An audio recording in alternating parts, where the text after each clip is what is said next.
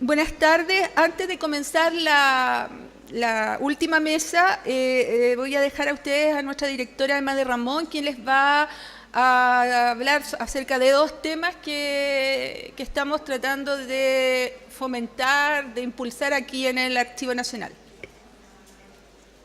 Sí, bueno, son casi 2 avisos, pero aproveché la oportunidad que hay hartos de nosotros presentes.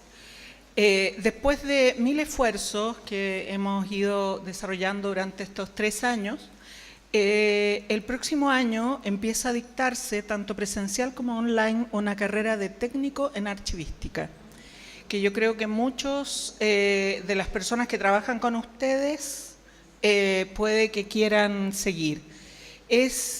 Golpeamos muchas puertas y finalmente quien nos respondió fue el Instituto Luis Galdames. Si ustedes entran a la página web o sus colegas, sus compañeros administrativos que tienen interés de perfeccionarse, lo pueden seguir. Técnico en archivística a partir del próximo año en modalidad online y presencial. E igual el instituto tiene sedes en varias partes, de tal manera, y se va a dar en esas partes también. Esa es la primera cosa que nos estamos realmente súper contentos. La segunda cosa es que hay una obra que hace el Archivo Nacional, el Archivo Histórico Nacional, que para mí es especialmente significativa porque soy feminista, porque soy mujer, que es el Archivo de Mujeres y Género. A raíz de las tomas feministas, el Archivo de Mujeres y Género está impulsando un proyecto de conseguir testimonios, en realidad grabaciones, documentos, afiches, lo que sea, respecto a las tomas feministas que ocurrieron dentro del año que recién pasó, registros en el fondo de esas tomas entre los y las estudiantes universitarios y otros movimientos que participaron.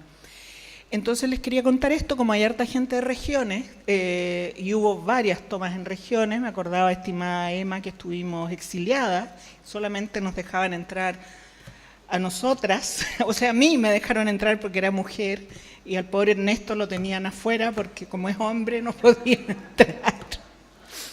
Entonces, por ejemplo, Emma, tú que estás en la biblioteca, tal vez conoces a algunas chicas que les gustan las cámaras y que hayan registrado, no sé, entrevistado a sus compañeras, o después que hayan evaluado el movimiento, cosas así, y que pudieran hacernos entrega de ese material para poder hacer un buen fondo documental respecto de este movimiento tan especial que vivimos hace poco. Así que esos son los dos avisos que quería dar. Dejo con ustedes a don Ernesto Almonte, ¿no? Sí, para complementar lo último, nosotros tenemos afiches, colocamos algunos aquí afuera, especialmente para la gente de regiones que trabaja en universidades o que tenga hijos, sobrinos en las universidades, para que se lleven un afiche. Y ahí salen todos los datos, donde pueden escribir o visitar el sitio web del archivo para que el registro de estos movimientos pueda quedar acá conservado y después difundido, obviamente. Bueno, pasando a la última mesa, esta se titula Experiencias y desafíos del patrimonio documental regional. Y está integrada por María Eugenia Barrientos, historiadora del Archivo Histórico de la Catedral de Santiago y es directora conservadora del Archivo Nacional, con Emma Torres, directora del Sistema de Bibliotecas Universitarias de la Universidad Arturo Prat de Iquique, y Rodrigo Salaquet, que es encargado de colecciones del Museo de Atacama en Copiapó. Modera la mesa don Ernesto Almonte, nuestro coordinador del Archivo Regional de Tarapacá. Los dejo con ellos. Buenas tardes. En la mesa anterior pudimos apreciar las dificultades que enfrentan para la creación de archivos regionales, la historia que tiene la región de los lagos. Esas mismas dificultades, algunos otros archivos ya las han conocido y que son los archivos regionales que están actualmente funcionando. Vamos a conocer en esta mesa la experiencia de la creación de los archivos regionales y también en el caso de Copiapó, en donde hay una gran actividad archivística en estos últimos años, años 17 y 18, tanto por la Municipalidad de Copiapó como por el Museo Regional de Atacama. Dejo con usted a la señora María Eugenia Barrientos, historiadora del Archivo Histórico de la Catedral de Santiago, exdirectora del Archivo Nacional. Hola, buenas tardes. En primer lugar, agradecer la invitación, agradecerle a la directora del archivo, Emma de Ramón, agradecer a las personas que han organizado este seminario y bueno, la alegría de estar acá, donde viví prácticamente 25 años de mi vida profesional, así que uno se siente un poco en casa estando acá. Quiero hacer dos aclaraciones, o tres mejor dicho. La primera, yo trabajo en el Archivo Histórico del Arzobispado de Santiago, no en la Catedral. Es muy distinto, perdón, pero es muy distinto.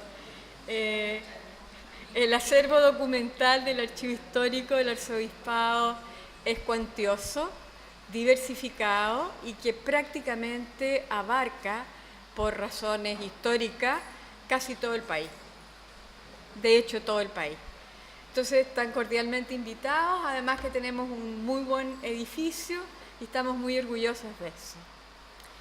En segundo lugar, tengo que aclarar, y esto me da un poco de vergüenza, yo soy muy volá, y la primera noción que tuve de este congreso, o sea, la primera vez que me invitaron, vi que me invitaban a un congreso sobre Sistema Nacional de Archivos.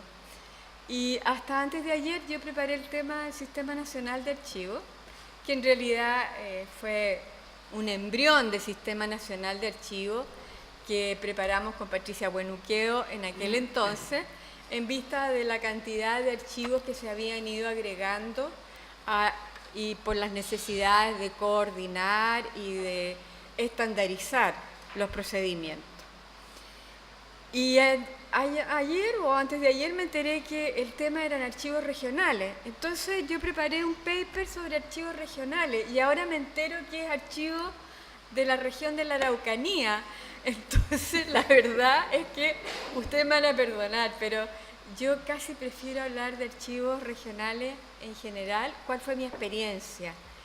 Y además tengo que decir que aquí tenemos a la insigne jefa del archivo de la Araucanía, Emma de Ramón. Empezó su trabajo en el archivo como jefa en Temuco, del archivo regional. Así que yo creo que ella podría hablar con más propiedad de ese archivo, de lo que yo puedo hablar. Quiero decir algo, eso sí, para iniciar. Quiero citar a un cientista político que hoy día está muy de moda, a Daniel Innerarity. Él dice, si los paisajes históricos cambian realmente, entonces habrá que pensar que nuestras principales oportunidades y amenazas no son anticipables a partir de la experiencia histórica. O sea, con esto quiero decir que mi experiencia tiene un valor quizás arcaico, ¿ya?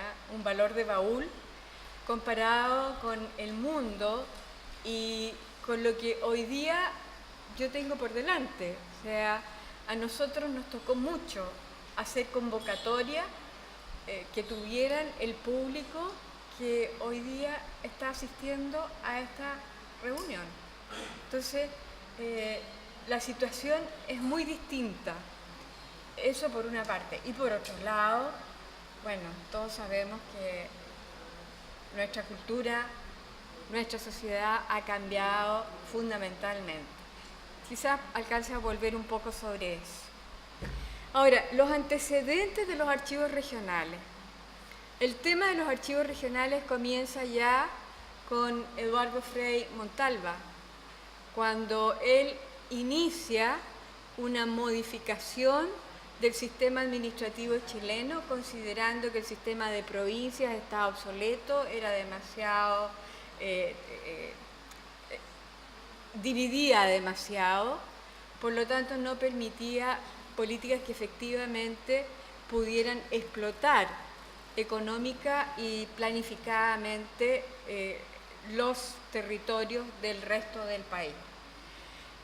Desgraciadamente el proyecto de Eduardo Frei no alcanzó a puerto, no llegó a puerto, pero quedó en el Congreso. Y posteriormente ya el gobierno de Salvador Allende también nuevamente planteó el tema de la regionalización. Todos sabemos que la regionalización fue enfrentada por Augusto Pinochet y que en definitiva yo casi creo, por lo que me tocó vivir después, que fue un diseño teórico más que real, ¿ya? Si bien es cierto que participaron una comisión de geógrafos, politólogos, legisladores, etcétera, o sea, antiguos legisladores, etcétera, pero la factibilidad de la regionalización no fue tan efectiva ni tan sensible. Pero ya entrando a la transición hacia la democracia, o sea, estoy hablando del gobierno de Elwin y el gobierno de Frei, comenzó a activarse la regionalización. ¿De qué manera? Entregando aportes, ¿ya? Potenciando económicamente las posibilidades en todo ámbito de las regiones. De modo que, insisto, desde 25 años atrás más o menos, o sea, desde la gestión de Claudio Vidal como conservador del Archivo Nacional, de don Javier González como conservador del Archivo Nacional y de Jorge Hidalgo, los archivos regionales no pasaron de ser un proyecto. De modo que cuando yo asumí como directora, crear archivos regionales era mi compromiso, ante la dirección e incluso ante la prensa, porque lo pusieron con grandes titulares, cosa que era terrorífica, pero así fue, ¿ya? De modo que de inmediato comenzamos a movernos en ese sentido. Y lo lógico es lo que hacemos todos, cuando tenemos que hacer una gestión que implica todo el país, donde acudimos al gobierno y al Congreso. Eso fue lo que hicimos. En todas partes nos recibieron de manera muy positiva, muy abierta, muy de acuerdo con nosotros, pero ¿dónde topamos siempre?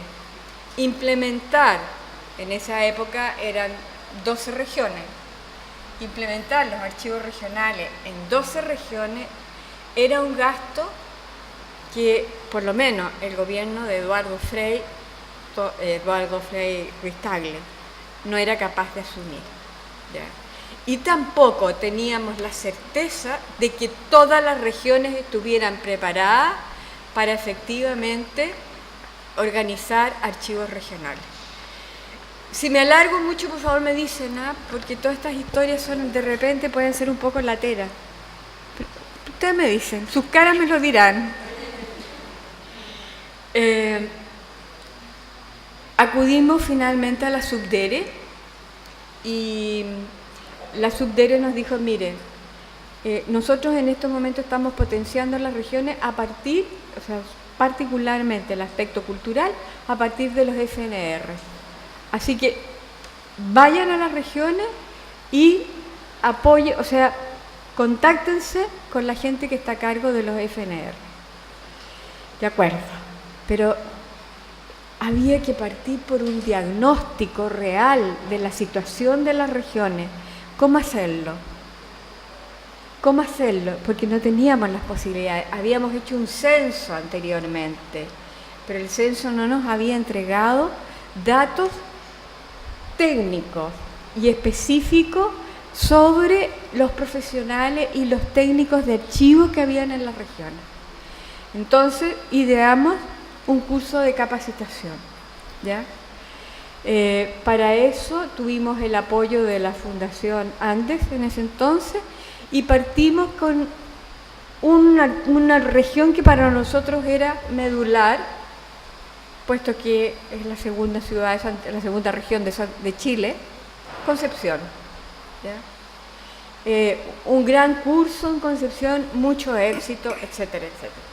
¿Qué es lo que pretendíamos con este curso? No solamente preparar el recurso humano, me carga la palabra recurso humano, las personas profesional y técnicamente en archivo, sino que paralelamente contactarnos con las autoridades, con el intendente, con los alcaldes, con los rectores de las universidades, con incluso la iglesia, de hecho estuvimos con el arzobispo, y con la prensa y los medios de comunicación.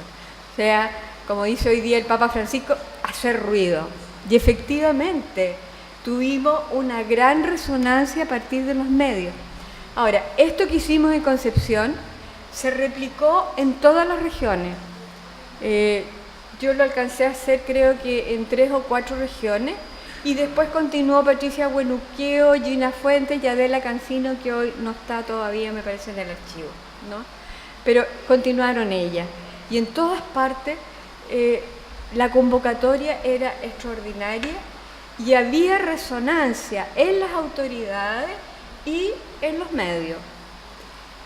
Pero cuando llegábamos al tope, con los responsables de los proyectos FNR, siempre o en la gran mayoría de los casos nos decían que las platas ya estaban comprometidas con proyectos que eran más importantes y más significativos para la región desde el punto de vista de lo que entonces se hablaba la sociedad civil, ¿ya?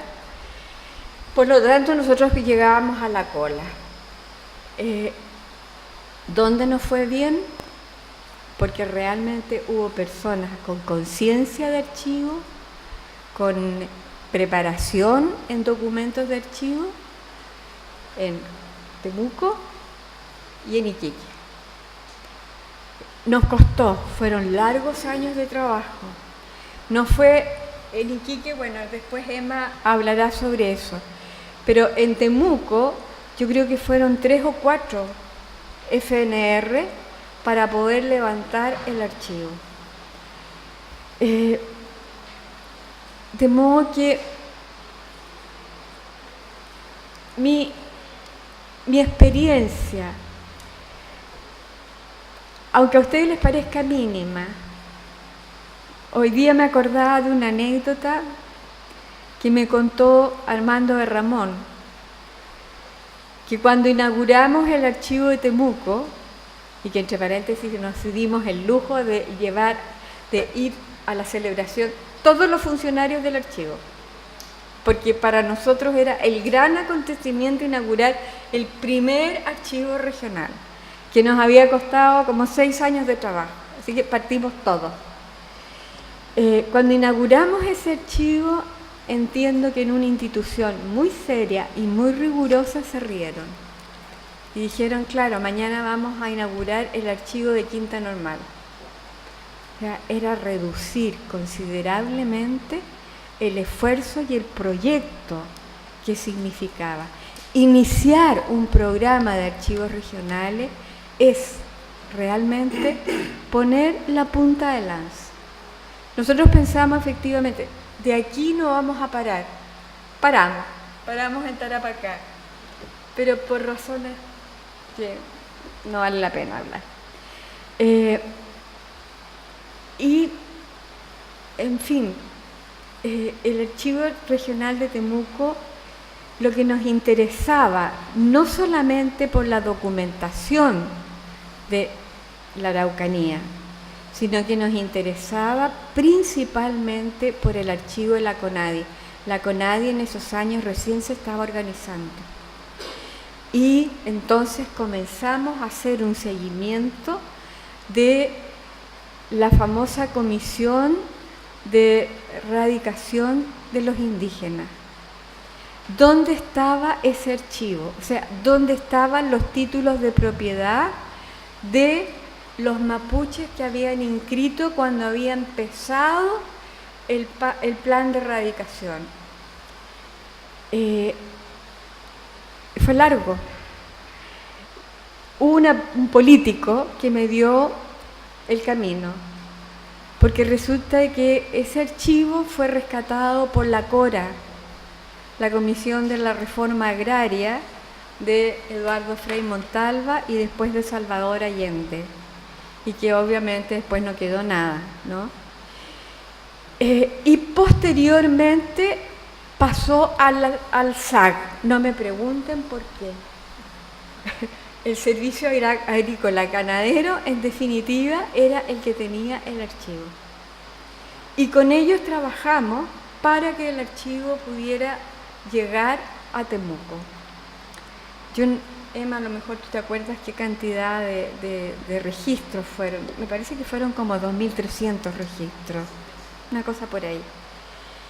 El segundo paso era hacer convenio con la CONADI para que el archivo de la CONADI residiera en el archivo regional.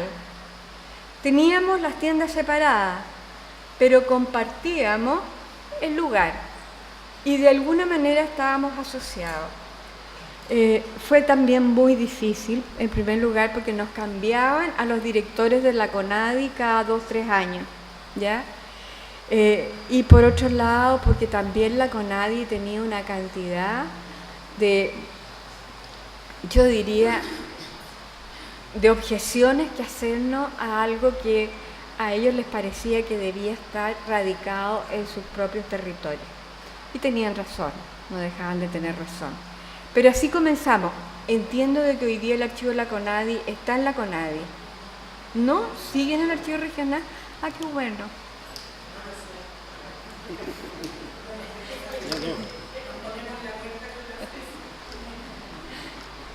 Y bueno, el segundo paso fue Tarapacá y también fue una linda aventura. Emma Torres va a hablar del archivo de Tarapacá. Fue precioso, fue largo también y muy emocionante la inauguración. Allá no partió todo el archivo a celebrar la inauguración, pero sí Emma se encargó, y en esa época la persona con la que yo interlocutaba en la Universidad Arturo Prat, que ya no me acuerdo cómo se llamaba. ¿Rector? Era como el vicerrector. Rector, Merino. Ya, Carlos Merino. él contactó a rectores de las universidades de Lima y de Arequipa. Y entonces en esa inauguración participaron con discurso el rector, yo no me acuerdo si la Universidad de Arequipa o de Lima, y muchos profesores de esas dos respectivas universidades. Entonces fue muy, muy emocionante. Bueno, eso es lo que yo puedo decir de los archivos regionales. Ahora, yo aquí traje, si ustedes me lo permiten, algo que para mí es una especie de un excurso, ¿ya? Pero que lo encuentro tan atingente. Hace años atrás cayó en mis manos un libro de Jacques Derrida, uno de los padres de la deconstrucción. Porque como hoy día está de moda la construcción, la historia es construcción, la ciudadanía es construcción. Tengo entendido que la directora, cuando habló en el Congreso, habló de los archivos como construcción, ¿o me equivoco? Ya.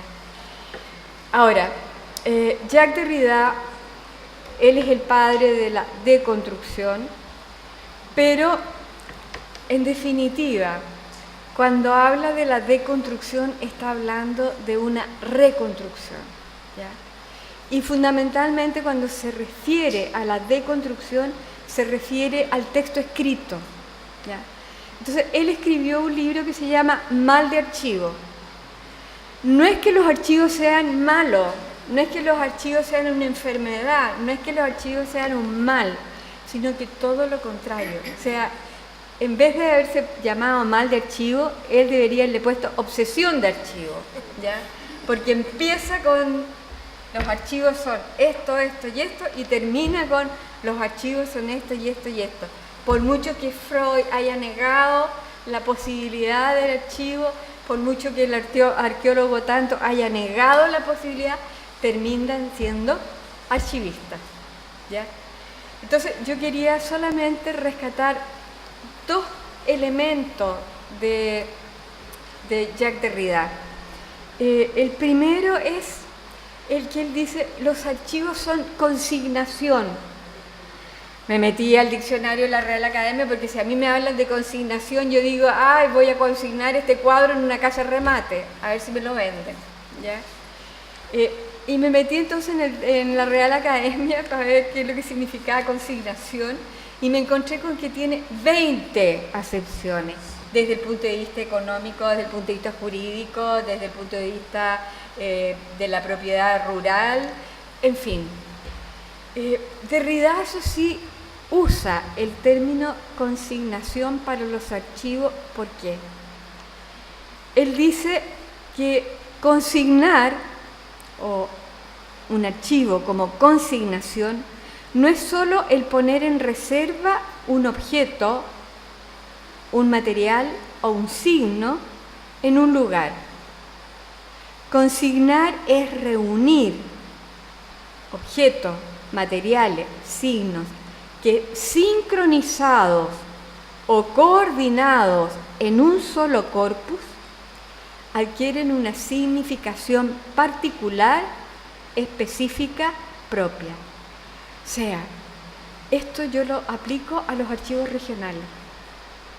Si se logra reunir la documentación que genera la región, se logra efectivamente sincronizar una cantidad de documentos de acuerdo al trabajo archivístico que permita rescatar un patrimonio que es singular, propio, específico. De ahí que me gustó la palabra consignación. Y lo segundo que dice Jacques Derrida, dice, y esta consignación se tiene que realizar en un lugar físico. Uno consigna siempre en un domicilio. La domiciliación del documento para Derrida es fundamental. ¿Qué significa en definitiva? Significa el edificio, el lugar físico. ¿Por qué? Porque el lugar físico le da visibilidad al archivo. Ahora, estamos ante Derrida, el padre de la deconstrucción, entonces dice, le da visibilidad, pero también le va a dar invisibilidad. ¿Y qué dice él después? Gracias a la invisibilidad, gracias a la destrucción, tenemos reconstrucción. Cada vez que un documento, que un archivo es destruido, hay mayor memoria sobre ese archivo y se escribe más sobre la ausencia que si hubiera estado presente.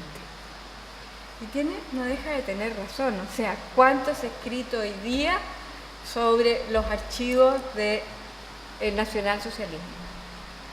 Y nosotros, ¿cuánto hemos escrito sobre los perdidos archivos de las Fuerzas Armadas?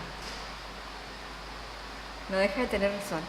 Entonces, él dice, el archivo debe estar depositado en un lugar estable y a disposición de una autoridad hermenéutica legítima. ¿Qué quiere decir con esto?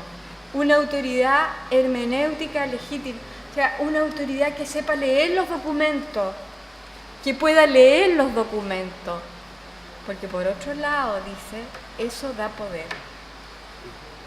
Y uno, de alguna manera, se proyecta sobre el documento. Entonces, pienso de que Derrida, con la palabra consignación, da en el clavo sobre todo para los archivos regionales. La presencia del archivo físico regional importa, crea presencia y va a despertar necesidad, va a despertar inquietud, va a despertar curiosidad.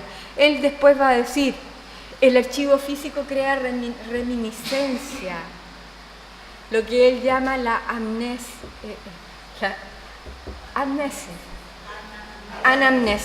¿ya? Que está muy de moda. Carlos Peña puso de moda la justicia amnética. Y yo dije, Derrida. Bueno, crea la nostalgia, la presencia física, la curiosidad, etc. ¿Ya? De ahí que yo la he encontrado extraordinariamente pertinente. Pero en segundo lugar, Derrida también vuelve sobre algo que a mí me fascina, porque los que me conocen más saben que yo soy chiflá por la historia griega y por la filosofía griega. Y entonces dice, para poder efectivamente llegar a lo que es un archivo, necesariamente tenemos que descender a la etimología de la palabra archivo, del concepto archivo. ¿Y cuál es la etimología? Arjé, ¿ya? O sea, arjé, archivo. Y el archivo, entonces, ¿qué significa eso?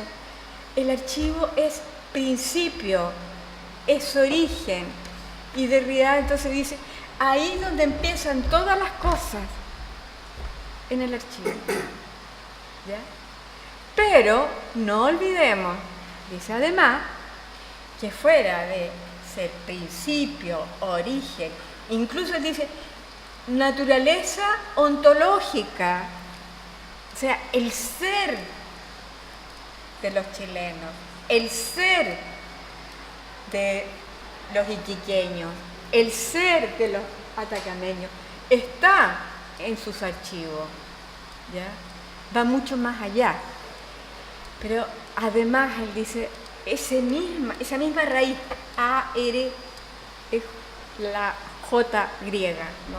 O la CH griega, arg.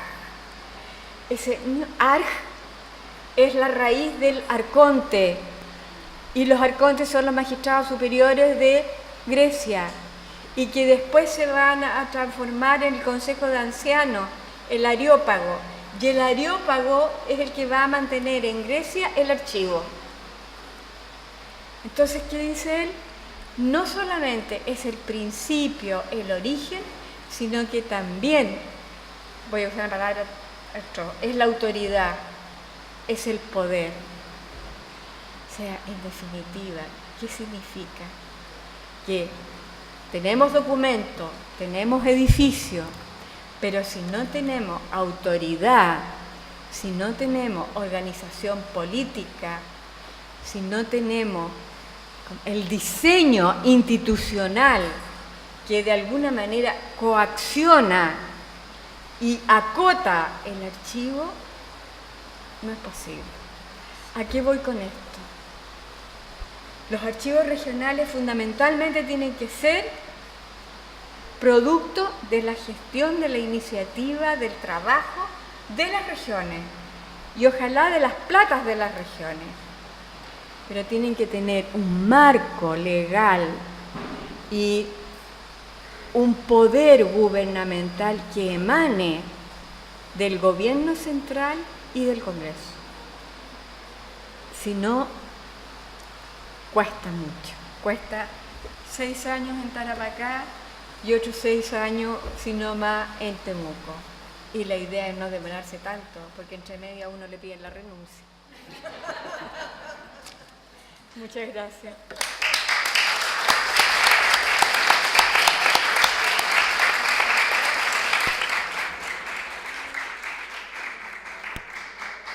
Muchas gracias, María Eugenia. A continuación, Emma Torres, directora del Sistema de Biblioteca Universitaria de la Universidad Arturo Prat, bibliotecóloga, archivera, primera coordinadora y gestora de la creación del Archivo Regional de Tarapacá. Emma.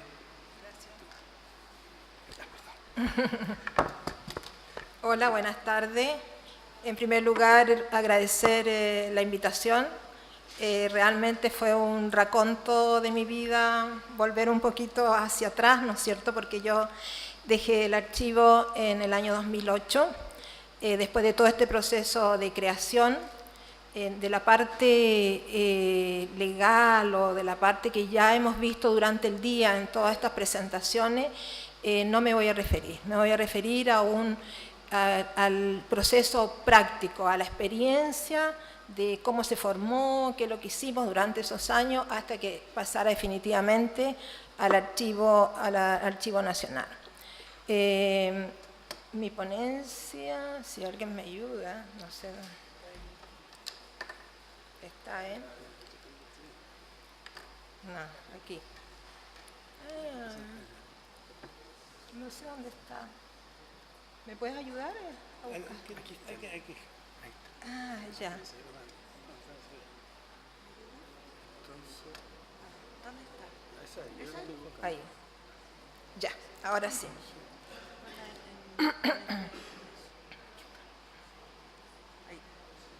Y corro con esta. No, con este, ya.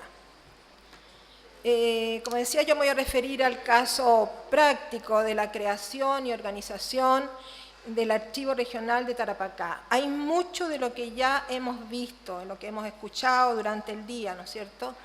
Vamos a hablar de todas las acciones desarrolladas por el Archivo Nacional en la primera región de Tarapacá. Todo esto fue un largo caminar. En el año 1996, más o menos, el Archivo Nacional y la Asociación de Archiveros, está aquí Eugenio Busto, que lo saludo, también uno de los promotores también de esta dictación del taller, el primer curso taller de archivística en Iquique.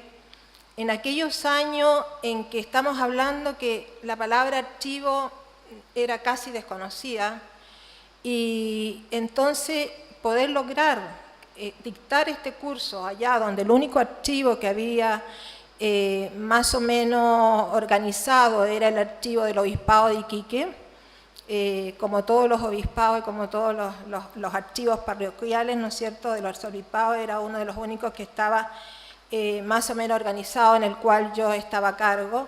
Por lo tanto, pudimos ahí hacer una alianza con el archivo, los archiveros la Asociación de Archiveros de Chile, y dictar este primer curso para concientizar un poco, ¿no es cierto?, a los encargados de archivos de la región, o lo que tuvieran en algunos encargados generalmente de oficinas de partes, en fin. En 1997 y en 1998 se aplica el Censo Guía de Archivos Latinoamericanos en la primera región. Hay que recordar que nosotros éramos Arica y Iquique, la primera región, después nosotros nos separamos, pero este se dictó en la primera región aplicando el Censo Guía tanto en Arica como en Iquique. En 1998 al 99, la Subdirección de Archivos sensibiliza a las autoridades sobre la creación del archivo. Esta sensibilización, ¿qué significó? Significó todas las visitas que decía María Eugenia, ¿no es cierto?, constantes visitas, el cambio que se da, me parece que los pusieron en el que les ha pasado a ustedes, el cambio, ese cambio de intendente, ¿no es cierto?, cuando ya van las encaminadas, las conversaciones y vienen los cambios de autoridades, etcétera. Pero el Archivo Nacional siempre estuvo presente, siempre estuvo en estas reuniones y siempre apoyando. Entonces se empieza a conversar con el gobierno regional de Tarapacá y ahí surge la propuesta de la Universidad Arturo Prat, de la cual ahora soy directora de la biblioteca, del sistema de biblioteca de la universidad, en la cual la universidad, por un proyecto de modernización también de la universidad, como digo, había propuesto crear una biblioteca regional al interior de la universidad, un centro de información y un archivo regional. Entonces se fusionan las dos ideas, se empiezan a conversar y se propone de que también sea la sede de este archivo regional que venía como propuesta del Archivo Nacional. Entonces, en el año 1999 se materializa el proyecto a partir de la firma del acta de declaraciones de intenciones suscrita por las 13 entidades. O sea, recién es un acta de intención, ¿no es cierto?, en la cual la Universidad Arturo Prat se compromete y albergó físicamente la nueva entidad, haciéndose cargo de la implementación y los recursos humanos. El gobierno regional de Tarapacá asumió el compromiso de auspicio y patrocinio de las nuevas propuestas que vendrían. Y la DIVAN en ese entonces se comprometió a dar vida legal y reglamentación al Archivo Regional de Tarapacá. Voy a leer una frase que a mí en ese entonces me impactó, que fue la frase de la directora de la Dirección de Bibliotecas, Archivos y Museos de ese entonces, en el acta de firma del convenio, cuando ella dice que es la primera ciudad donde veo que una universidad y las autoridades gubernamentales regionales se unen para preservar el patrimonio de la zona. Esto me parece sumamente significativo, porque siempre es importante unir fuerzas para preservar nuestra historia. Marta Cruz Coque, ¿ya?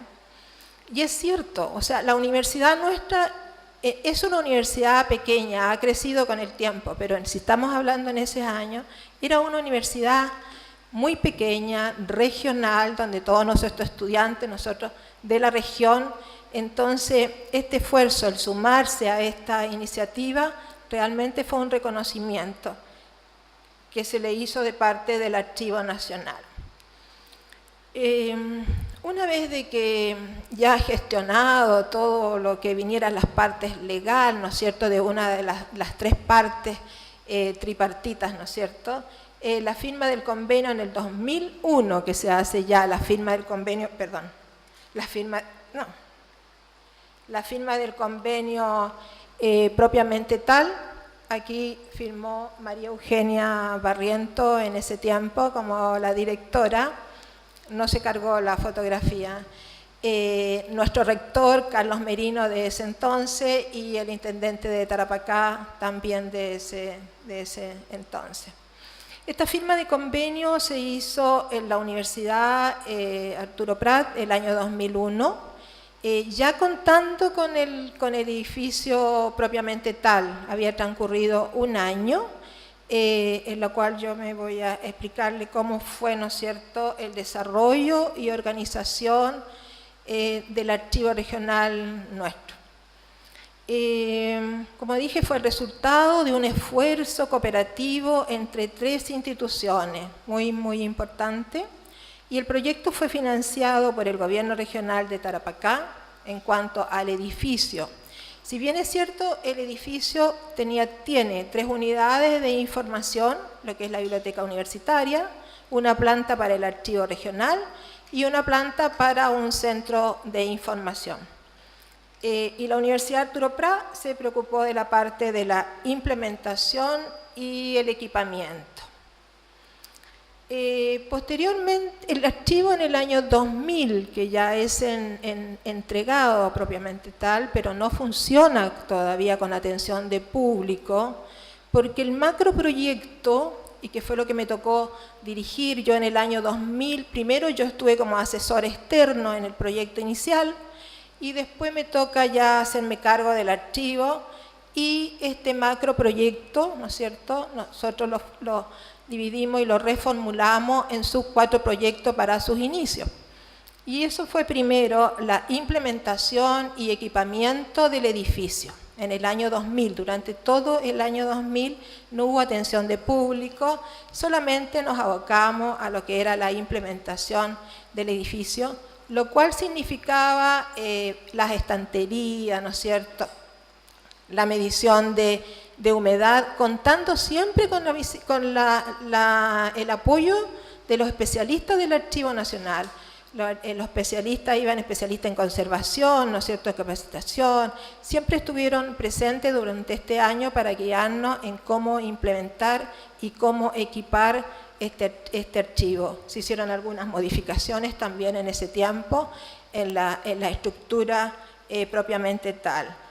No está cargando todas las fotografías, pero en honor al tiempo yo voy a ir continuando. ¿Está muy fuerte? Muy cerca. Nuestro segundo subproyecto ya fue el de transferencias documentales, históricas, administrativas y judiciales, las cuales comenzaron en el año 2001. El año 2000 fue solamente de desarrollar planes estratégicos, planes de gestión, planes, ¿no es cierto?, de implementación, como dije anteriormente, las adquisiciones, las compras, en la cual se hizo cargo la Universidad Arturo Prat a través de un proyecto MESESUB del Ministerio de Educación. Por lo tanto, el archivo, la experiencia de este archivo es que este archivo comenzó bien dotado, ¿ya? Comenzó ya con las estanterías correspondientes, las bóvedas de seguridad, la implementación de proyectores de microfilm, ¿no es cierto?, muchos deshumidificadores, porque el lugar estaba muy afectado, se hicieron muchos estudios, tuvimos apoyo también mucho de la universidad, porque la universidad hizo muchos estudios también de estudios de medio ambiente, de ambientación, ¿no es cierto?, había mucha humedad para los documentos, entonces fue todo un año de gestión inicial para preparar el archivo, y en el segundo subproyecto se empezaron a hacer las transferencias documentales históricas administrativas. Comenzamos con el Fondo Documental de la Intendencia de Tarapacá, un fondo que estaba resguardado por la universidad en un palacio que se llamaba el Palacio Astoreca, que se llama todavía el Palacio Astoreca, y el cual estaba en buenas condiciones, algunos sí, otros un poquito deteriorados, pero en el cual se hicieron trabajos posteriores, en la otra ponencia le voy a explicar. La primera transferencia, como digo, fue de nivel histórico, fue la del Palacio Astoreca, la documentación correspondiente a la Intendencia de Tarapacá. No tuvimos todavía el primer año ni administrativa ni judiciales. Lamento que no estén las fotografías, que no se carguen, no lo sé por qué. La tercera parte del subproyecto fue la capacitación y perfeccionamiento, pero a pesar que no tengo las imágenes, me voy a devolver un poquito para comentarle de una de las transferencias más dramáticas que tuvimos. Fue el rescate del archivo judicial de Pisagua, el cual se encontraba en ese minuto en Pozo Almonte, en el juzgado de Pozo Almonte, en el cual hacía cabecera, a pesar que Pisagua es un lugar más lejano. Ahí encontramos los documentos, y me hubiese gustado mucho que se hubiese cargado la imagen, donde encontramos los documentos en sacos, encontramos documentos en tambores, encontramos documentos totalmente apilados donde no tenían importancia para nadie, ¿ya? Entonces nos llamó un día la jueza, que supo que estaba este archivo regional, dijo: tengo esto, tengo que desocupar, necesito sacarlo, sé que ustedes tendrían que llevarlo y llévenlo, nosotros no tenemos dinero. Nosotros también es un proyecto que nos pilló en ese minuto y tampoco teníamos dinero. Entonces había que trasladarse todos los días 1 hora a Pozo Almonte. Entonces, conversando con ella, se lo propuse a la universidad, trabajábamos con la carrera de Derecho y pensamos de que si habían personas que estaban privadas de libertad, de buena conducta, y le propusimos a la jueza que ella nos facilitara, que nosotros la capacitábamos y nos facilitara todos los días por lo menos a 4 personas que ella tuviera de una formación, de un nivel educacional más o menos básico, en la cual ella consideraba que nos pudieran colaborar. Y esa fue una macro experiencia, porque nosotros comenzamos a trabajar con ellos, los capacitamos, fueron supervisados por nuestro personal, la cual subía todos los días, y el trabajo fue maravilloso, porque fue bueno para ellos, muy beneficioso, bueno para nosotros, con mucha tristeza para ellos cuando se terminó el trabajo, cuando ya nosotros nos llevamos todos los documentos, aprendieron a calificar, a clasificar los documentos, a separarlos por año, etcétera. Estuvimos más o menos entre 3 meses con ese proyecto, y es el archivo que me hubiese gustado haberles mostrado cómo está en este minuto en las bóvedas del archivo regional. Experiencias como esa, porque yo aquí veo que, claro, hay muchos archivos que se van a formar, ¿no es cierto?, con este nuevo sistema no nuevo, sino que con el sistema de archivos, y lo que tienen los años, que 8 años me parece que decías que tienen como para formarlo, y son realidades que van a ir encontrando, y son realidades que hay que ir, ¿no es cierto?, en el minuto cuando uno está a cargo, que tiene que ir viendo cómo las va a ir solucionando, porque no siempre hay dinero, ¿no? Hubieron muchos otros más proyectos, pero quería resaltar ese, no sé, por la hora también. Después tuvimos este macroproyecto dividido en un tercer subproyecto, que fue la capacitación y perfeccionamiento del recurso humano. Se contó siempre con el apoyo de profesionales del Archivo Nacional para realizar capacitaciones, pasantías, cursos de archivo en el extranjero, entre ellas yo que fui a España, ¿no es cierto?, a especializarme también en archivo. En cuanto al otro subproyecto, ya comenzarán el tema de conservación, procedimiento y disposición de los fondos documentales para la comunidad en general, que es el fin del archivo, ¿no es cierto?, ponerlo a disposición de nuestros usuarios, que la información se conozca, que se maneje, etc.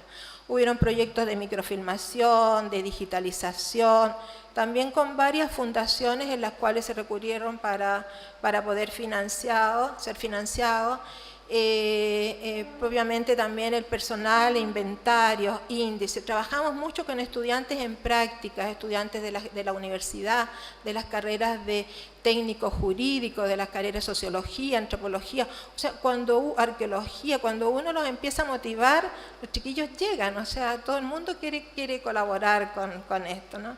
Hasta llegar finalmente al fin del archivo, que es la atención de usuarios e investigadores, ¿no es cierto? Muchos investigadores ya empezaron inclusive desde Santiago a trasladarse para el archivo regional. En resumen, puedo decir que el Archivo Regional de Tarapacá, entonces desde el año 2000 al 2009, fue una dependencia física de la Universidad Arturo Prat, por un convenio tripartita. El 30 de enero del 2009 se lleva a cabo la firma de resiliación del convenio del Archivo Regional de Tarapacá entre las tres instituciones. Y el 2009 el Archivo Regional de Tarapacá pasa a depender administrativamente de la Dirección de Bibliotecas y Archivos y Museos, ¿ya? Y al 2018 el Archivo Regional de Tarapacá depende del Servicio Nacional del Patrimonio Cultural. Desde el 2009 adelante es una nueva etapa en la cual yo en 2008 dejé de ser la coordinadora, y a partir del 2009 se ha hecho un muy buen trabajo de desarrollo también en el archivo, y ya están en planes, ¿no es cierto?, de un nuevo edificio, y ha habido un muy buen trabajo también de aquí de mi colega Ernesto Almonte. Así que eso es lo que le puedo contar como experiencia, ¿no es cierto?, porque yo creo que la parte ya de conceptualización la vimos durante el día, ¿ya?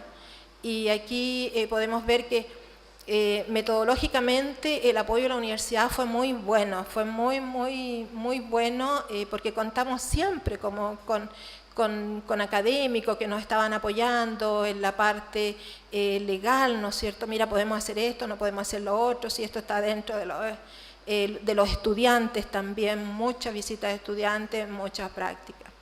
Eso es lo que les puedo contar referente a esta experiencia. Me alegro mucho que este archivo siga, ¿no es cierto?, porque me siento parte iniciadora de él, y que siga bien. Eso es lo que les puedo contar. Muchas gracias.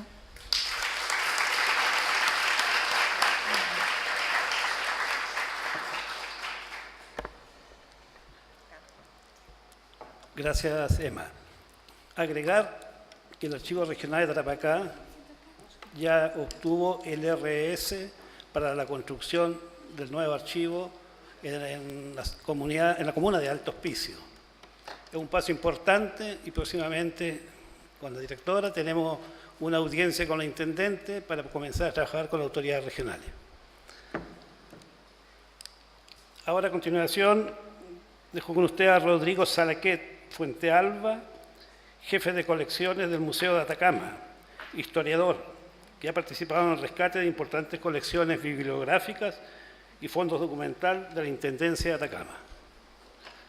Rodrigo. Gracias, buenas tardes. Primero que nada, agradecer a la profesora y directora, estimada profesora Emma de Ramón, por la invitación, y a todo su equipo. Lo que yo les voy a exponer aquí tiene que ver principalmente con el recorrido que tuvimos para el rescate del archivo de intendencias. Eso principalmente. Los antecedentes, bueno, todo esto nace con el descubrimiento del mineral de Chañarcillo en 1832. La india Flora Normilla le dice a su hijo Juan Godoy, donde hay un derrotero de plata. Juan Godoy descubre este mineral y de un día para otro Copiapó, Atacama y el país suben y tienen un desarrollo importante en la economía. El primer ferrocarril de Chile, tercero en Sudamérica, corre de Caldera a Copiapó. La primera ciudad con alumbrado público y privado a gas es la ciudad de Copiapó, etc.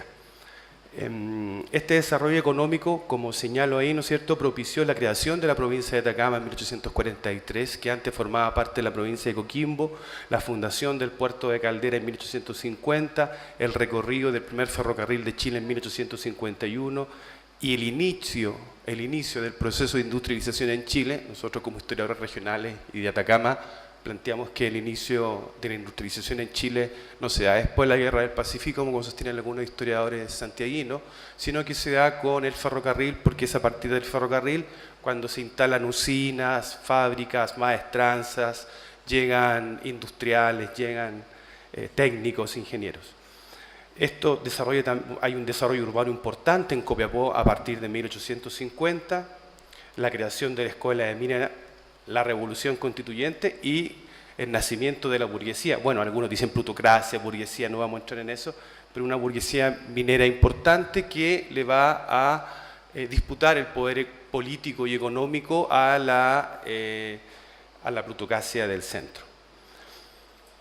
Y aquí algunas fotografías de lo que fue Copiapó gracias a este auge económico, ¿no es cierto? Arriba tenemos la estación de ferrocarriles de Copiapó, a mano izquierda, ¿no es cierto?, una fotografía, una carte de bici, donde aparece ahí Juan Godoy.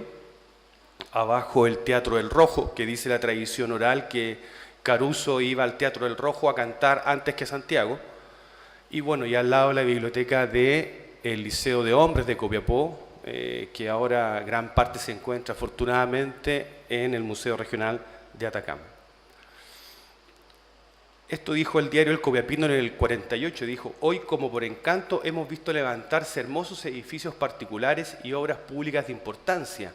Tenemos ricas y surtidas tiendas, un teatro, un hospital, un cementerio, un colegio, 2 periódicos establecidos, que es una muestra de nuestra tendencia hacia el progreso. 20 máquinas de amalgamación para beneficiar nuestros metales. Y abajo la fotografía de un potentado minero, don Apolinario Soto. Ahora solamente de ese edificio queda la estructura central, que es el área sur de la Universidad de Atacama, lo que es la Facultad de Humanidades, porque las salas laterales fueron destruidas para hacer la carretera 5 Norte. Esa casa es Monumento Histórico Nacional. La fotografía típica, ¿no es cierto?, de Espinosa, ahí está la región de Atacama con las antiguas provincias. La creación el 31 de octubre del 48, que nace a partir de la unión de los antiguos departamentos de Copiapó, Vallenar y Freirina, que pertenecían a la provincia de Coquimbo.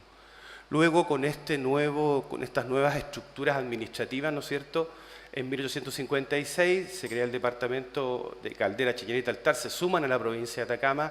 En el 88 Taltal es segregado y forma parte de la provincia de Antofagasta, y todo esto va generando legajos y legajos de documentos. En el año 1925 los departamentos son Chañaral, Copiapó, Freirina y Vallenar en Atacama. En el año 26 se crean los departamentos de Chañaral, Copiapó y Huasco. En el año 27 se suma Freirina y finalmente en 1970 se crea la región de Atacama, que a su vez se subdivide en las provincias de Chañaral, Copiapó, Huasco y sus 8 comunas. Esta instalación, ¿no es cierto?, propició, la instalación del aparato estatal en Atacama propició que se generaran una cantidad importante de legajos oficiales que fueron emitidos, ¿no es cierto?, por las entidades productoras de estos legajos, y que llegó un flujo lento pero importante de informes, documentos, decretos, cartas, leyes entre los organismos estatales y los organismos privados, que comenzaron a ser archivados y empezaron a formar el archivo regional, el archivo de Intendencia de Atacama. Aquí tenemos una fotografía de un documento de la provincia de Chañaral. Estos documentos fueron depositados en un principio en la antigua Intendencia de Atacama. Ahí tenemos una fotografía donde aparece el Orfeón de Carabineros tocando la canción nacional y los carabineros, ¿no es cierto?, izando la bandera. Este edificio luego fue demolido en los años 1980 para construir, para variar, edificios, ¿no es cierto? Y este edificio, que era el antiguo edificio de la Intendencia, curiosamente, también alberga al Museo Regional de Atacama en sus primeros años de inicio, ¿ya? Atacama 630 era el número de la Intendencia y, curiosamente, el actual número del Museo Regional de Atacama es Atacama 98. Esta es una fotografía de 1950 más o menos. Los documentos fueron producidos en la Intendencia y conservados en la unidad productora en sus bodegas. Vamos al Museo Regional de Atacama para que tengan alguna idea más o menos para poder vincular esto. El origen de las colecciones del Museo Regional de Atacama son principalmente donaciones de entidades públicas y privadas. El museo nace en el año 1973 y tiene las colecciones arqueológicas y etnohistóricas, las colecciones históricas, que a su vez se subdividen en numismática, filatélica, fotográfica, hemeroteca, pictórica, la colección paleontológica y geológica y la colección de historia natural. Hay aquí algunas fotografías, ¿no es cierto?, con algunos cántaros indígenas, los famosos Lito Huentelauquén, las patitas de los pies del cuerpo momificado de indio muerto. Aquí algunos otros elementos de nuestra colección, ¿no es cierto? La cápsula Fénix 2, que está en nuestro museo, la original, fotografía, ¿no es cierto?, del terremoto del 18 de Olivares, Valdivia, un casco de un minero de los 33, algunos documentos, el estandarte del batallón Atacama número 2, la nota de rescate, que también está en el Museo Regional de Atacama, una moneda de 1865 acuñada en Copiapó durante la guerra contra España y el diario El Copiapino, entre algunas cosas. Cuando yo entré a trabajar al servicio, me puse inmediatamente a investigar la colección histórica y me encontré con la grata sorpresa. Bueno, paralelamente estábamos buscando qué pasaba con estos archivos y qué pasaba con los archivos de la Sociedad de Artesanos y de la Sociedad de Veteranos y Civiles del 79, de los veteranos del 79, del batallón Atacama. Bueno, encontramos 19 volúmenes de este archivo de intendencia en el Museo Regional de Atacama y además encontramos una cantidad importante de documentos que pertenecían al llamado, en esa época, Fondo Grove Vallejo, que es un fondo, ¿no es cierto?, que fue donado al Museo Regional y que tiene una cantidad increíble de documentos relacionados con la minería, con la cárcel de Copiapó, actas municipales, telegramas, epistolarios, etc. Una cantidad invaluable de documentos. Ahí estoy yo revisando los documentos y al lado un epistolario en donde se carteaba la Sociedad de Artesanos de Copiapó con sociedades de artesanos, en este caso Pedro León Gallo, que era de Valparaíso. Aquí más fotografías de este fondo Grove Vallejo, ¿no es cierto? Aquí abajo, digamos, en el costado inferior izquierdo, tenemos la firma del famoso Agapito Vallejo, un notario importante del mineral de Chañarcillo. A partir de eso, sacamos la cuenta del fondo Grove Vallejo, son 4 metros lineales y se pudieron identificar los siguientes fondos. Un fondo de periódicos oficiales que está compuesto por boletines de minería, diarios oficiales y gacetas de tribunales. Un fondo de documentos personales que está conformado por documentos de empresarios mineros. Es tan interesante como que tenemos algunas cartas que todavía están con lacre. Tenemos algunos juicios, algunas tomas de razón que todavía están con lacre. O sea, no se han abierto desde 1879, 1880. Un tercer fondo, que es el fondo de las agrupaciones civiles, donde está la Sociedad de Artesanos de Copiapó, la Sociedad de Beneficencia Italiana, el Patrocinio de San José, entre otros. Y por último, un fondo de otras instituciones, donde hay documentos del escribano de Caldera, del escribano de Chañarcillo y de la Municipalidad de Copiapó. Empezamos a trabajar estos volúmenes que vimos del fondo, del ahora actual Fondo de Intendencia, ¿no es cierto? Empezamos a leer lo que es bastante alucinante para uno que tiene la formación histórica. Estábamos en eso y salieron documentos muy interesantes, por ejemplo, este juicio de residencia que encontramos justamente en ese fondo. Y se lo comentamos a un colega historiador de Copiapó y él desarrolló un paper, desarrolló un artículo que lo publicamos en nuestro boletín del Museo Regional de Atacama. Les comento que el museo además tiene un boletín que es anual, que se llama Boletín del Museo Regional de Atacama, ya vamos en el número 7, con especialización en historia regional. Bueno, él estudió este juicio de residencia, que data de 1768, y se publicó en el número 3 de nuestro boletín. Para los que les interese, se encuentra en la página web del Museo Regional, www.museodeatacama.cl. Ustedes van al banner Publicaciones y se encuentran todas las publicaciones que hemos hecho del boletín. Estábamos con eso, trabajando en el museo. Perdón.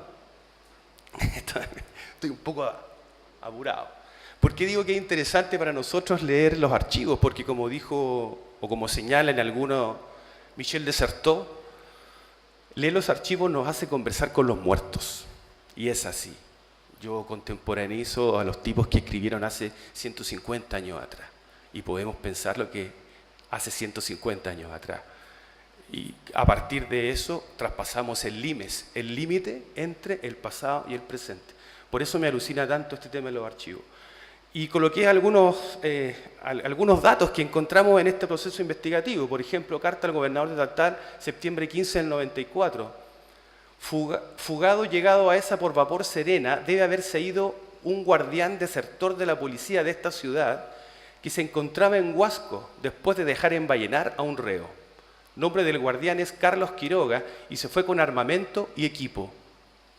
Le estimaré detenga a este individuo para recuperar armamento y equipo y si fuese posible enviarlo a esta lo mismo que al desertor en condiciones de seguridad. Y luego sigue la afiliación de este personaje, es decir, la estatura que tenía, el color de cabello, para poder identificarlo. Imagínate en esta época. Luego, carta al director de prisiones, y uno de repente por eso piensa por qué se fugó este policía. Remito a usted una solicitud de don Antonio II Garrido de utilizar a los presos de la cárcel y presidio en la fabricación de cigarrillos, pagando a cada preso que ocupe 1,5 centavos por atado de cajetilla. Cualquier trabajo para los presos será de provecho y moralidad a un estímulo para el buen comportamiento.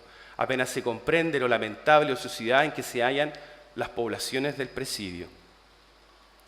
Y esto, el intendente pide que se les pague a tiempo los sueldos a los guardias de la cárcel, ya que se demoran entre 15 y 20 días. No es posible, señor director, que empleados que viven exclusivamente su sueldo mensual lo obtengan sino tantos días después. Ahí podemos entender entonces por qué algunos se fugaban con los aperos, el caballo y la arma y lo vendían, ¿no es cierto? Una estadística de 1895, Copiapó 26.349 habitantes, Vallenar 16.214 habitantes, Freirina, Cheñeral, Copiapó, etc. Miren lo que dice de la calidad de higiene. Al director del Instituto de Higiene, diciembre 28 del 95, aguas para bebida en esta ciudad son de pésima calidad, desarrollan epidemias alarmantes, exigen exámenes bacteriológicos de las diversas aguas del río, de vertientes y de puquios que surten a las aguadas.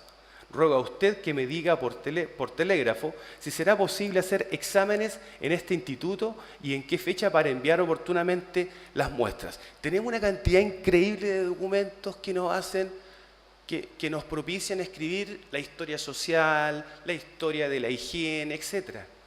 Estamos en eso cuando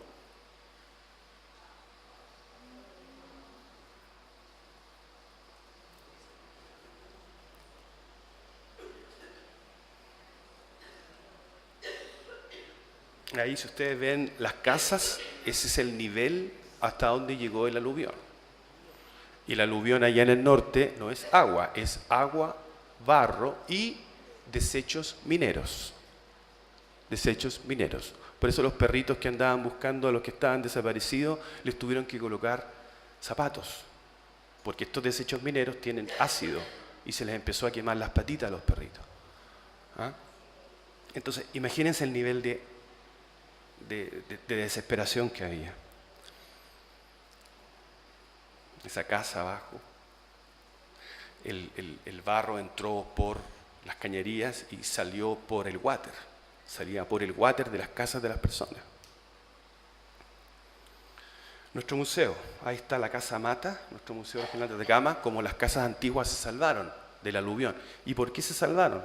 Porque antiguamente construían las casas sobre un zócalo, y fue justamente ese zócalo el que salvó al museo de que no se inundara. Hay la antigua DIVAM, ¿no es cierto?, organizada, llevando la ayuda a sus colegas, la bandera de Fuerza de Atacama. Y esto fue tremendo, entonces dijimos, chuta, ¿qué va a pasar con los archivos? No podemos permitir que esto se pierda. Si se pierde eso, se va a perder parte importante de la historia de Atacama.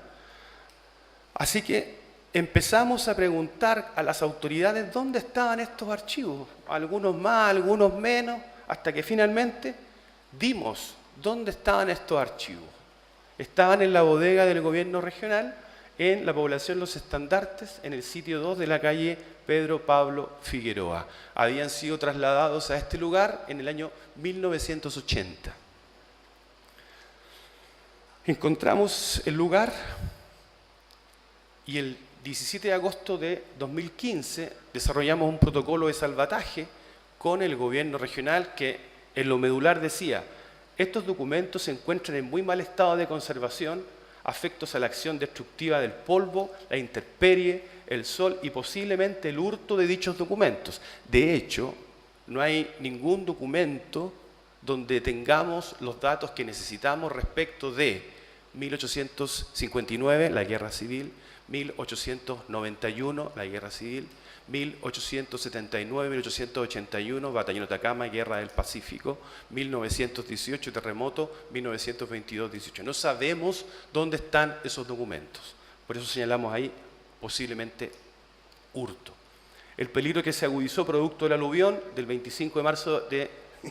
me equivoqué ahí, perdón, no es del 1015, es del 2015, por lo que es inminente su destrucción. Y esto caló hondo, parece, en el intendente de la época, que afortunadamente es profesor de Historia y Geografía, así es que tiene una sensibilidad especial al respecto, y nos dio carta manga ancha para entrar a los archivos y rescatar lo que más pudiésemos.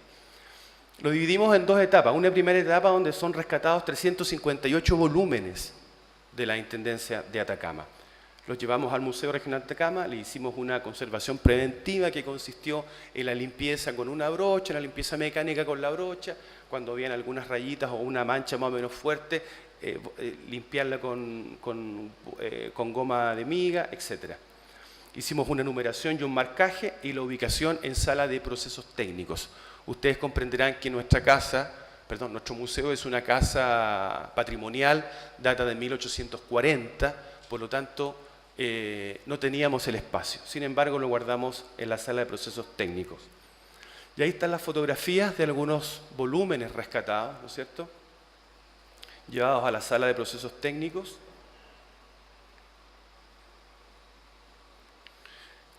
Andaba por ese entonces haciendo una investigación para su último libro, el historiador Milton Godoy Orellana, andaba con Marcos Murúa, su archivero, y nos ayudó justamente al rescate de estos documentos y a convencer al intendente para que hiciera este protocolo y nos diera esa posibilidad.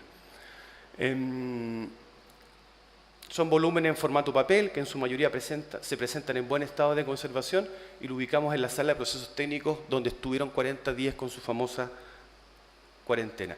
Esto fue lo rescatado, la numeración rápida, digamos, ¿no es cierto? 53 volúmenes de tapa azul, están los años al lado, 52 de tapa verde, 92 de lomo beige, etc. Y da un total de 358. Ahí está el entonces intendente, don Miguel Vargas Correa, leyendo los archivos, al fondo el director del Museo Regional, Guillermo Cortés Lutz. Ahí está la firma del convenio entre el Museo Regional de Atacama y el gobierno regional para el rescate de estos archivos. Ahí hicimos el marcaje, ¿no es cierto?, para el conteo rápido y nos percatamos, dijimos, pero ¿cómo? ¿Por qué tiene estos lomos tan nuevos? Nos percatamos y supimos que en el año 1980 se encuadernaron algunos de estos documentos justamente para que no estén dispersos y tengan un buen soporte, una tapadura, digamos, y que no se echen a perder, no se deterioren, perdón. Compramos esas, bueno, lo ideal sería tener un full space, pero no tenemos full space, esperamos en el Museo Nuevo, que entre paréntesis le digo, hoy día firmamos el convenio mandato, por lo tanto en enero se comienza a construir el nuevo Museo Regional de Atacama. En el Museo Nuevo iba a decir, esperemos tener estos documentos, pero si se hace primero el archivo, van a tener que irse el archivo. Pero bueno, da igual, el tema es conservar estos documentos. Compramos, digamos, estas repisas y colocamos allí los archivos. Fotografías, ¿no es cierto? Ahí Milton Godoy echándole un vistazo a los archivos, y esto le propició a él, ¿no es cierto?, terminar su Fondesit. Estaba medio cojito su Fondesit, y gracias a este archivo él pudo terminar su Fondesit, que terminó en una publicación que se llama Construcción de Estado Nacional y Región en el Septentrión Chileno, Taltal 1860-1910. En esta época todavía Taltal pertenecía a la región de Atacama. Ya habían documentos que Milton no había encontrado y que estaban en Atacama. Una segunda etapa, totalizamos un catastro total de 377 con los que ya habían en el Museo Regional de Atacama, siendo la documentación más antigua la de 1848, que tiene que ver con la cárcel de Copiapó. O sea, para hacer un trabajo acá de historia carcelaria, hay una cantidad increíble de datos. Se desarrollaron o se identificaron las siguientes series en el Archivo de Intendencia de Atacama. Repito, de los 377 volúmenes, porque allí están hasta el año 1988. O sea, tenemos de 1888 hasta 1988. Serie Cárcel Pública de Copiapó, serie de documentación recibida, serie de documentación enviada, serie de decretos, oficinas de parte, juntas de beneficencia y Guardia Nacional. Algunos volúmenes que presentaban un deterioro, se les hizo un contenedor, ¿no es cierto? Y ahí está la fotografía donde están los contenedores. Posteriormente se hizo una clasificación, un ordenamiento y un marcaje con el marbete, ¿no es cierto?, con el código SL, MRA, Chile, Museo Regional de Atacama, Intendencia de Atacama, y el número del volumen al lado. Y allí al lado, ¿no es cierto?, están los documentos recibidos, como ustedes pueden ver, la cantidad de volúmenes que tienen y DR, documento recibido, D, documento enviado, etc. Y así, para los oficios recibidos, para los oficios enviados, para la autorización de fondos, para la Comandancia General de Armas. O sea, está ordenadito. Una parte del archivo, les repito, una parte. Yo creo que hay más de 2000 volúmenes allí, si no más, en ese galpón, porque es un galpón, donde están ahora. Más fotografías de los archivos, donde los tenemos ordenaditos, limpiecito, con su cajita ahí.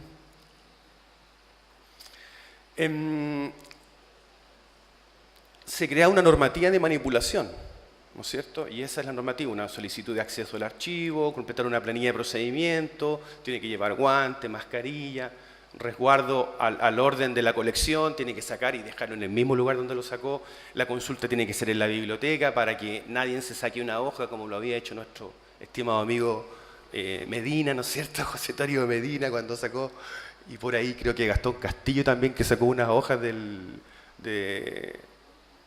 las ordenanzas de Santillán, etc. No deben guardarse el archivo con separapáginas para que no el papel que es con ácido lo deteriore, ¿no es cierto? Pueden ser fotografiadas, pero sin flash, prohibida la fotocopia y el escáner, no pueden ser rayados, un almacenamiento adecuado con vitrina. También formo parte, yo también llevo el GEP del museo, por lo tanto hay un estudio climático de todas las salas del museo. Afortunadamente el Museo Regional de Atacama es un edificio que tiene, claro, es un edificio es un edificio estable climáticamente, y las condiciones ambientales de Atacama y Copiapó, eso también nos favorece. En este proceso de búsqueda, ¿no es cierto?, teníamos tantos datos que dijimos, oye, hagamos un libro. Ya, pues. Hicimos un libro, ¿no es cierto?, con algunos datos que se llama Diccionario Histórico y Efemérico de Atacama. Son los 365 días del año y a cada día del año le colocamos una noticia importante que tenga que ver con Atacama, con Copiapó, Vallenar, Freirina, Huasco. Noticias que son de historia, de la cárcel, del batallón Atacama, biografías, etc. Y una parte importante de esos datos se lograron a través de este archivo. El 2016 vino otro aluvión, categoría 3, no categoría 5 como el anterior. Sin embargo, igual dejó, como dicen por ahí los jóvenes, la patada. Así es que retomamos las conversaciones con el intendente Vargas, no nos respondió, como suele ocurrir, cambiaron de intendente. Seguimos con la intendenta Berta Torres, también la cambiaron, y ahora ya nos hemos reunido 2 veces junto con la directora, con el intendente Juan Carlos Sánchez, para retomar el rescate de estos archivos, porque les digo, son 2.000 y apenas tenemos 377. Y en cualquier momento ese galpón se puede caer. En cualquier momento puede venir otra lluvia y en cualquier momento puede venir otro aluvión. Y ahí perdemos todos. Hemos tenido reuniones con la Seremi de Bienes Nacionales, con el intendente, ya con la segunda Seremi de Bienes, del Consejo de la Cultura. Y bueno, si bien es cierto, hubo muy buena disposición del intendente Juan Carlos Sánchez en la reunión que tuvimos con él y con la directora del archivo y con la de Bienes Nacionales. Sin embargo, el jefe de Serplac siempre nos bajó a la realidad y nos dijo, miren, en realidad Atacama tiene 75.000 millones de pesos y infraestructura cultural se lleva 20.000 millones de pesos, porque el nuevo Museo Regional de Atacama vale 10.000 millones de pesos. Entonces nos dijo, la prioridad para el gobierno primero es terminar con todo lo que ha quedado al margen después del aluvión. Todavía Copiapó no se recupera del aluvión. Todavía Copiapó tiene elementos, tiene polvo en suspensión, tiene las casas, no tiene parques, se están recién mejorando los parques, etc. Sin embargo, hay 3 prioridades en términos de infraestructura cultural. El nuevo Museo Regional de Atacama, que como les comento ya está listo. Ahora vendría la nueva biblioteca pública de Copiapó y en tercera instancia, lamentablemente, el Archivo Regional de Atacama. Sin embargo, conversamos con la Seremi de Bienes Nacionales y nos comentó que el galpón donde se encuentra el archivo de intendencia es de 300 metros cuadrados aproximadamente. Sin embargo, alrededor hay un terreno fiscal que es de 1.200 metros cuadrados. Y ese terreno fiscal está saneado. Entonces, eventualmente, yo sé que es poco terreno, pero bueno, se puede construir para arriba. Y en Copiapó, como es un valle muy estrecho, ya prácticamente no hay terrenos para poder construir. Entonces, eventualmente, pudiésemos ocupar este terreno de 1.200 metros cuadrados para comenzar, si no a construir, comenzar a formar un archivo con fondos del gobierno regional, para tener algo, para protegerlo antes que nos llegue el próximo aluvión, porque como está el tema, en cualquier momento puede llegar. Muchas gracias.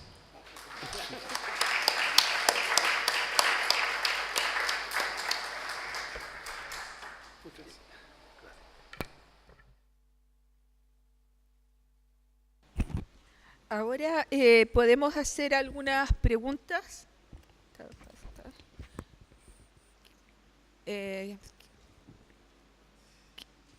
Quienes quieran hacer preguntas, nosotros vamos a pasar con un micrófono para si tienen consulta a nuestros expositores. Bueno, si no hay pregunta, no hay ninguna pregunta, agradecemos a nuestros expositores. En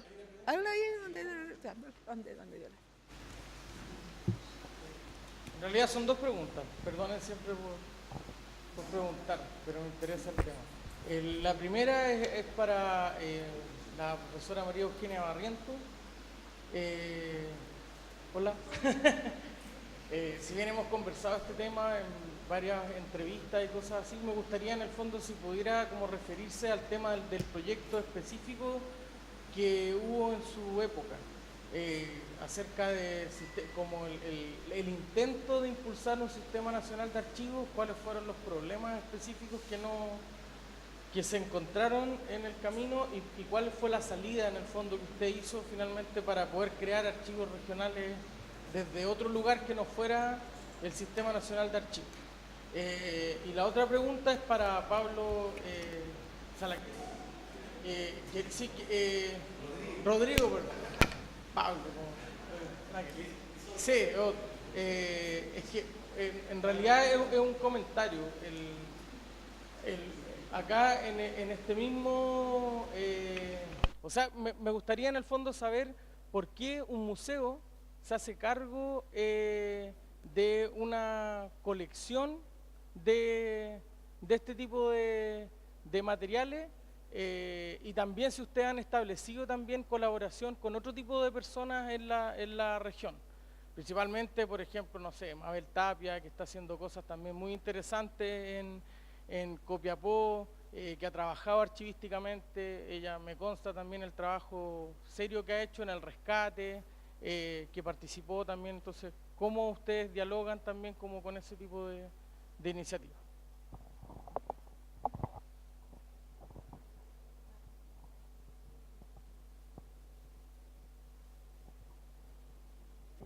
La verdad es que la respuesta es bien simple. El Sistema Nacional de Archivos que nosotros diseñamos, más bien fue la oficina del Sistema Nacional de Archivos. O sea, era poner la semilla de un futuro Sistema Nacional de Archivos. Porque no había cuadro legal, ni menos institucional, que generara, que pudiera efectivamente sostener un Sistema Nacional de Archivos. Entonces, ¿qué es lo que pasó? Tú me preguntabas si los archivos regionales habían estado al margen o dentro. Los archivos regionales, tanto de la Araucanía como de Tarapacá, fueron primero. Y el Sistema Nacional de Archivos lo ideamos con Patricia en los años 2000. ¿A raíz de qué? De la Declaración de Memoria del Mundo de los Archivos de Derechos Humanos. ¿Ya?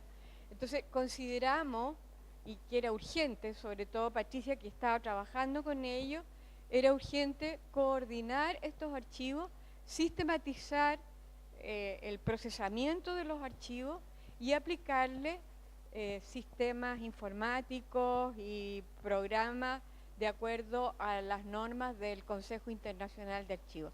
¿Es así, Patricia? ¿Se me escapa algo? Ahora, también, y en esto, disculpen, pero a mí me gusta mucho la filosofía política, ¿ya?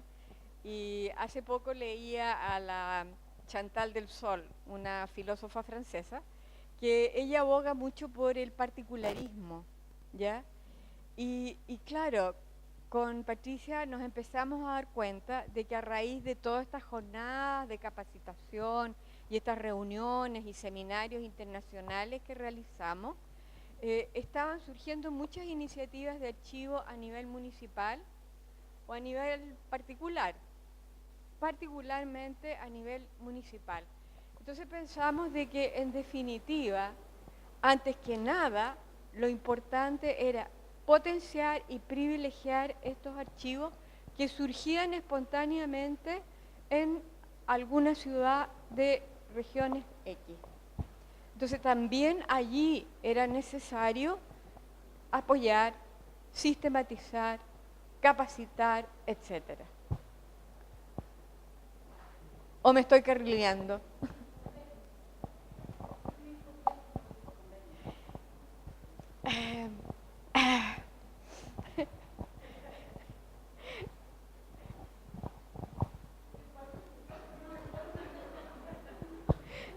Perdonen, pero no me acuerdo de los convenios. O sea, firmamos convenio con Tarapacá, firmamos convenio con la Araucanía, con el juzgado. Sí, no, tú tienes más. Sí. Con San Bernardo también, sí. Bueno, disculpen, pero han pasado ya más de 10 años y la verdad es que el día que yo me fui del archivo, me fui con mi cartera. Bueno, gracias. Gracias. ¿Por qué el museo? Porque, primero que nada, porque no hay archivo en Copiapó. Si no éramos nosotros, no era nadie. Y se perdía para siempre eso. Así es que tuvimos que hacer un rescate y mucho lobby para que nos dijeran, este es el tema del secretismo, de dónde están los archivos, están guardados aquí, porque no sé, hay documentos, pertenencias mineras. Este secretismo de no decirle a nadie dónde están los archivos. Entonces tuvo que pasar el aluvión para que nos dijeran finalmente dónde estaban los archivos y poder rescatarlos. Porque si no éramos nosotros, no era nadie. Eso por un lado. Segundo, porque somos atacameños, copiapinos de corazón.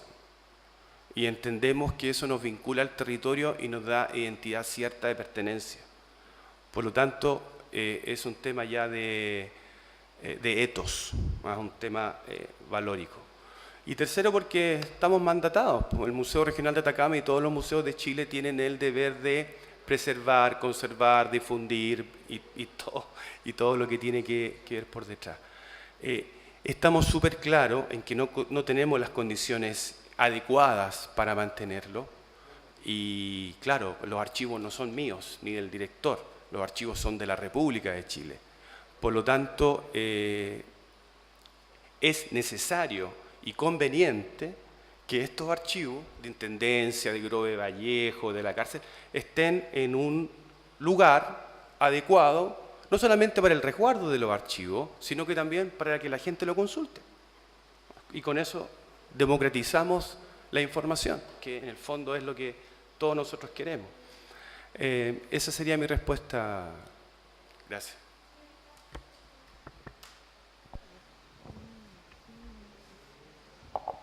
Hola, buenas tardes.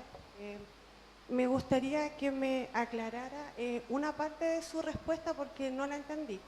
Porque usted dice tajantemente que no existe archivo y efectivamente en Copiapó existe un archivo histórico municipal. Seguramente estoy nombrándolo mal. Y la persona encargada es Mabel Tapia y seguramente me va a estrangular. Y sucede que usted habla de que efectivamente ustedes están mandatados como museo para poder hacer este rescate, esta valoración y esta conservación y resguardo, entiendo yo. Me gustaría que me explicara por qué dice tajantemente que no existe un archivo, si existe uno histórico y es de la municipalidad, porque yo no lo entendí muy bien y me imagino que las personas de acá de Santiago lo van a entender mucho menos. Y segundo, cuando usted habla de, porque puede que exista un error que yo interprete mal, porque usted habla de aluvión, entonces como han existido dos grandes en este momento en el cual ustedes fueron al rescate, porque este archivo le comento que tiene 4 años. Muchas gracias. Conozco a Mabel Tapia, le hice clase, fue mi alumna en la universidad. Yo soy profesor de Historia y Geografía, soy magíster en estudios latinoamericanos y candidato a doctor en Historia, así que conozco perfectamente a Mabel, que nos ha colaborado a nosotros. También ha colaborado Francisca Olivares Di Paolo, que se encuentra presente, que también es historiadora y conservadora. También la conservadora Abigail Ceneta nos ha ayudado en todo esto.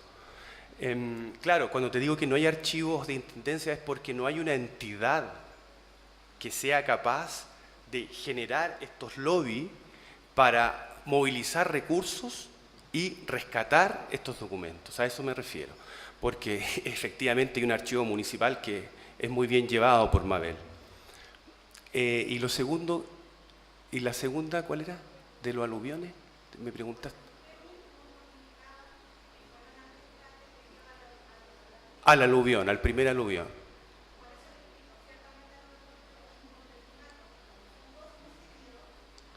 Ah, ya, perfecto. Claro.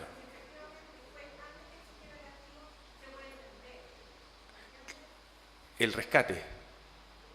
Es que no te escucho porque tú hablas y no tienes el micrófono, si le puede pasar el micrófono. Me refiero a que cuando usted daba la explicación a la primera pregunta que le hicieron, indica aluvión. Y han existido dos grandes que usted mismo menciona en su presentación para hacer este rescate. Ciertamente si fue en el primero, es lógico que lo hubiesen hecho ustedes porque no existía en ese momento el archivo. Fue en el primer aluvión. Entonces, por eso yo mismo le indico, ¿puede ser eso por lo cual esos documentos no están en este otro lugar? No lo creo. Ya, esa es la respuesta, ¿me entiende? Y le agradezco que me haya entregado toda su información, todo lo que usted ha estudiado, y le agradezco que me explique todo eso. Pero para mí era importante que usted me explicara por qué considera que no existe un archivo en Copiapó. No sé si le quedó clara la pregunta. También un poco va para Copiapó. Dale, Copiapó. Sí, una cosa es que un archivo esté bajo la tutela de un museo, pero para mí no deja de ser archivo. Es un archivo, es patrimonio documental. Entonces, para mí sí Copiapó tiene un archivo. Que lo lleve la coordinación o la tutela, como le digo, el museo es una cosa. Pero ahora mi pregunta va, ¿por qué no se ha formado el archivo como está formado el museo, ¿no es cierto?, en la universidad, independiente de los fondos? No, el museo no está en la universidad.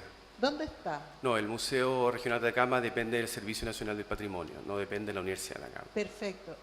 Y entonces, mi pregunta es más general entonces, ya estoy mirando a Emma.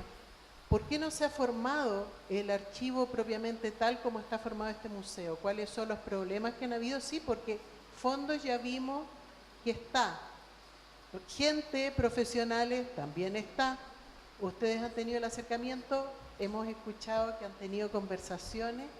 ¿Y qué pasa? Porque de verdad que el material que hay en Copiapó y todos sus alrededores, ¿no es cierto?, todo su territorio, es muy rico para nuestra historia. Tremendamente rico, Claro. imagínense. Entonces, ¿qué pasa? Porque los otros ya supimos lo que estaba pasando en las otras regiones, pero ¿qué pasa en Copiapó con respecto a esas conversaciones? Emma, no Ya sé lo- si quieres... Ya, vas ya. a- Mira, María Eugenia lo dijo un poco, o lo explicó un poco. El problema es que hasta la promulgación de la ley 21.045, que crea el Ministerio de las Culturas, las Artes y el Patrimonio, la figura de archivo regional no existía. Solo existía el archivo nacional. Incluso, digamos, nosotros tenemos aquí la figura de los coordinadores del archivo histórico y del archivo de la administración, que tampoco tienen una institucionalidad clara. Por lo tanto, no hay un director del archivo histórico y un director del archivo, o directora en este caso, del archivo de la administración. El problema radica, estimadísima, en que estamos al debe con una ley de archivos que logra además darnos una orgánica a todo esto. La gracia de la ley nueva, de la ley del ministerio, es que crea los archivos regionales. Y respecto a la pregunta concreta que tú dices, hay que llamar a concurso del director del Archivo Regional de Atacama durante el año 2020. O sea, es así de precisa la ley en cuanto a la creación. Y después de ese archivo es el de Antofagasta Atacama, después sigue Coquimbo Valparaíso al año 21 y así hacia el sur, y luego da la vuelta hacia las regiones nuevas y termina en el Archivo Regional de Santiago el año 2026 o 27, no me acuerdo, 25, bien. O sea, hasta año a año tenemos que ir haciendo dos, o sea, llamando a los concursos para crear la planta de 2 archivos regionales. O sea, esto de ahora en adelante es una línea, es un camino, una carretera que no se detiene. Lo que me parece fantástico en realidad. Eso.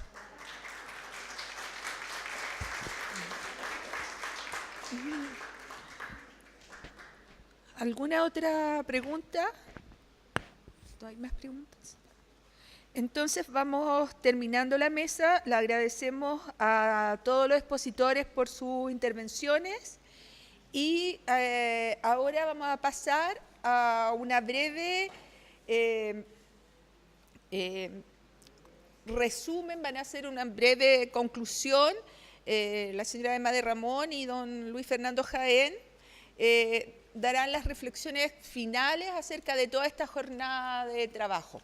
Okay.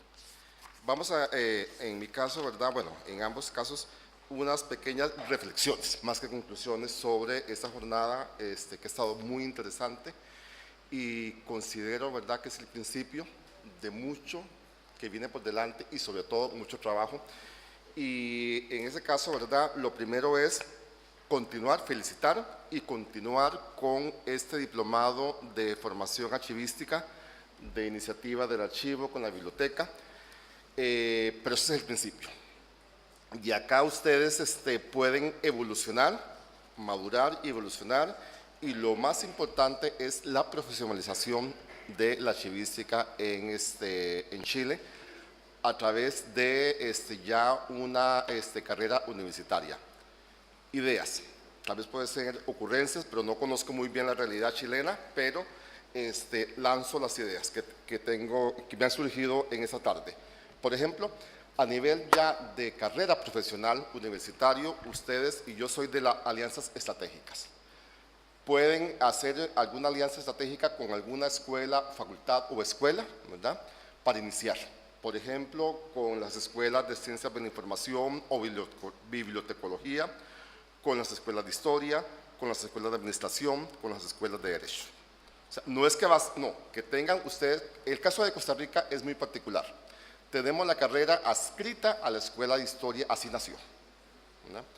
Fuimos evolucionando con una visión de archivo histórico, hasta hoy cumplimos 40 años y nos hemos quedado ahí por una cuestión de estrategia. Tenemos presupuesto, tenemos todo, estamos bien, ¿verdad? Y por una cuestión también de comodidad, pues estamos ahí, pero es una carrera totalmente independiente a historia. Recibimos 2, 3 cursos tal vez a lo sumo de historia y el resto es archivística con las asignaturas colaterales, ¿verdad?, de tecnología, de administración y de derecho. Lanzo la idea, ¿verdad?, para que la tengan en cuenta. En segundo lugar, siguiendo esta dinámica, ¿verdad?, importante, la creación del Sistema Nacional de Archivos de Hecho y de Derecho. Ya hablamos, ¿verdad?, que esa es la forma de consolidar un sistema como tal. Seguir, mientras no tengan la formación reglada en archivística, seguir con esas capacitaciones que brinda el archivo u otro grupo, ¿verdad?, organizado en archivística, porque sí es urgente y es necesario. Y por último, el apoyo al Archivo Nacional y a su directora en todas las gestiones que van a realizar o que están realizando y que vienen a realizar y que vienen por delante para la creación del Sistema Nacional de Archivos y la formación reglada en archivística. Si no nos unimos, la cosa no camina. Por lo tanto, entre más unidos estamos, la cosa puede funcionar mejor. Muchas gracias.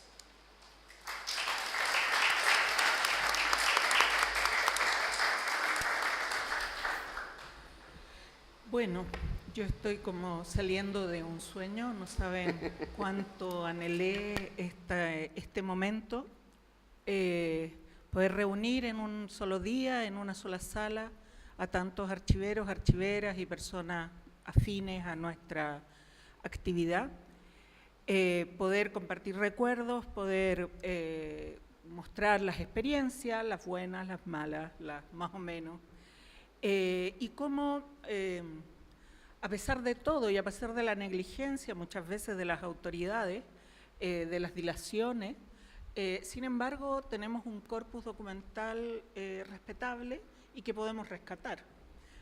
Sería tremendo que, bueno, un país tan sísmico como el nuestro, tan expuesto a tanta tragedia, no quedara nada en nuestro patrimonio y al contrario, queda mucho, lo cual me da la esperanza en esta locura en la que nos hemos metido de inaugurar 2 archivos regionales por año. Pero, como decían en Francia en los años 68, seamos razonables, soñemos lo imposible, ¿no? O en este caso, hagamos lo imposible. El que haya tantas personas hayan venido, tuvimos sobre 200 inscripciones a este seminario, nos abre esa esperanza, nos da la idea de que estamos trabajando con personas que comparten esta especie de apostolado que nosotros tenemos y sentimos por los archivos y los documentos. Y nos permite soñar en ese futuro mejor y que vamos a lograr derrumbar, digamos, tantas dificultades que se presentan todos los días respecto de el poder organizarnos, del poder trabajar a partir de ciertas normas y estándares unidos de tal manera de facilitar el acceso a la información y por tanto la transparencia, la rendición de cuentas y por supuesto todos los temas referidos al patrimonio, a la identidad y a la memoria. A mí me acompaña gente maravillosa en este archivo. Me acompaña en primer lugar todas las lecciones que yo recibí durante muchos años de quien considero mi maestra en archivos, que está sentada ahí y que es María Eugenia Barrientos. Ella es un pilar muy merecido. Ella es un pilar que durante muchos años, en una época en que los archivos se escondían, se quemaban, ella sacó adelante este proyecto, contó aquí su experiencia respecto de armar estos archivos regionales, que no eran archivos regionales, sino especies de agencias o sedes del Archivo Nacional, pero aún así, sí, claro, dependencias del archivo, así como una oficina que tenían en otra parte, digamos, una cosa así, pero aún así son los archivos regionales que ahora se está reconociendo no solo la existencia, sino además la figura del conservador regional, que yo sé, María Eugenia, que era otro de tus grandes sueños, entre otras cosas para no firmar tanto, pero básicamente en el fondo darle la dignidad a la región y traspasarle esta investidura que recibe el conservador del Archivo Nacional de ministro de Fe, ¿no? Entonces también conseguimos eso. Nos queda por delante muchas cosas, este proyecto de locos, la ley de archivos, el fortalecernos, como decía Fernando, en nuestras capacidades como archiveros, tenemos mucho que aprender. Nos queda levantar este proyecto también de locos de la modernización del Archivo Nacional para poder recibir documentos en línea. Y como les decía, no es algo que yo haya hecho sola, sino que lo hice, bueno, bajo las lecciones que me dieron hace algunos años y con una persona que yo quisiera rendirle otro homenaje aquí, porque yo sé que muchas personas que están acá quieren rendírselo, que es mi compañera brazo derecho, mi conciencia, Patricia Huenuqueo. Les pido a ella...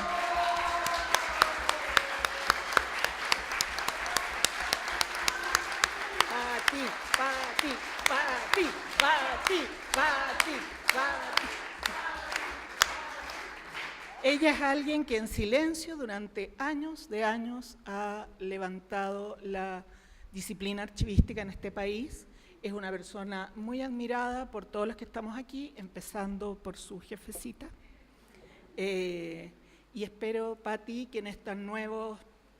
Voy a contar que ella no es más la jefa de transferencia, ahora es la jefa en el fondo, de todos los procesos archivísticos que se realizan en el Archivo Nacional, que es, por supuesto, merecidísimo tu cargo, aplaudido por todos, así casi por ovación lo recibe.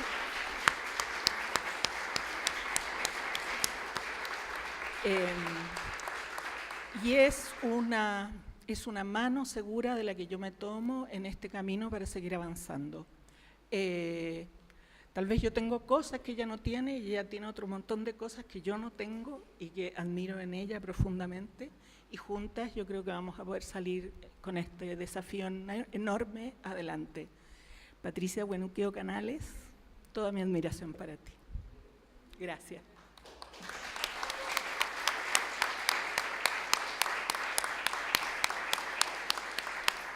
Bueno, vamos a hacer un brindis porque estamos de cumpleaños, ¿se acuerdan? Así que hay que puro tomarse un traguito. Sí, damos las gracias a todos y todos por haber venido y, como dijo Emma de Ramón, los invitamos a celebrar el aniversario número 91 del Archivo Nacional.